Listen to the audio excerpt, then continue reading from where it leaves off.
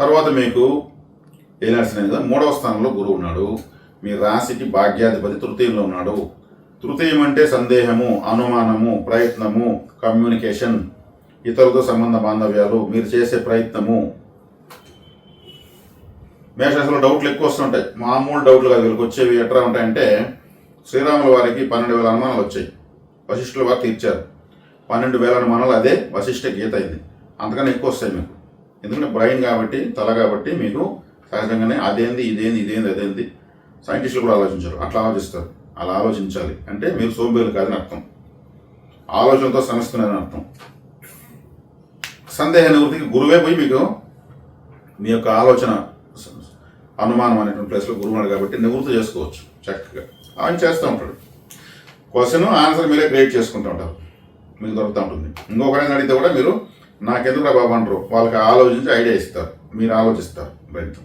ఇప్పుడు గురువు మూడో ఇంట్లో ఉండడం వల్ల మీ యొక్క ప్రయత్నాలకు కావున ప్రణాళికలు ఇస్తూ ఉంటాడు. కాబట్టి మూడో స్థానంలో గురువు పాపగ్రహం అంటే ఇప్పుడు డబ్బులు ఇవ్వడు, ప్రణాళికలు వేపిస్తాడు మీ దగ్గర. 4వ ఇంటికి వెళ్తున్నాడు తొందరలో. 4వ ఇంటికి వీళ్ళు ఉచ్చస్థితిగా ఉంటూ మీకు చాలా శుభాలు ఇవ్వబోతున్నాడు. గోచారం 4వ ఇంట్లో గురువు ఉంటే మంచిదిగా చెప్తారు. ఏ ఇంట్లోనో గురువు మంచిదే. ఆ ఇంట్లో నెగటివ్ ఒకటి ఉంటుంది, పాజిటివ్ ఒకటి ఉంటుంది. కాబట్టి మీకు 4వ ఇల్లు సుఖస్థానము, వాహన స్థానం కాబట్టి అక్కడ పోయినప్పుడు ఆ ఫలితాలు ఇస్తాడు. అక్కడ వచ్చినప్పుడు నా ఫలితాలు మాట్లాడుకుందాం. తర్వాత 5వ ఇంట్లో కేతువు. 5వ ఇంట్లో కేతువు అంటే మోక్షకారకుడు, భక్తి జ్ఞాన వైరాగ్యకారకుడు. మీకు 5వ ఇంట్లో ఉన్నాడు. అదృష్టానికి కారకుడు. ఆయన కేతు అంటే నేను ఆటంకాలు ఇస్తాడు అని అర్థం. కేతు అంటే తల్లే లేదు. మీదేమో రాశి తల, తీరా చూస్తే అక్కడ తల్లేని గ్రహం 5వ ఇంట్లో అదృష్టంలో ఉంది. ఏలినాడు శని కన్నా సీరియస్గా దీన్ని తీసుకోవాలి.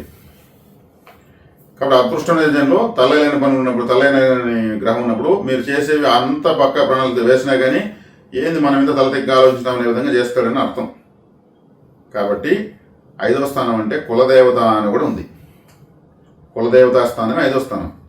ప్రేమలు, ఇప్పుడు ప్రేమిస్తారు ఒక అమ్మాయిని, అమ్మాయి ఇష్టపడటం లేదంటే మీ ప్రేమ ఆమెకి ఆందోళన లేదు, ఆమె తలకి ఎక్కడం లేదని అర్థం. ఎందుకు తలలేని గ్రహం అది ఉంది కాబట్టి. కాబట్టి మేషరాశి వాళ్ళు ప్రేమ వివాహం చేసుకోకూడదని నేను గతంలో చెప్పాను. మేనరకంలో కూడా పెళ్లి చేసుకోకూడదని చెప్పాను. చాలామంది అభినందించారు.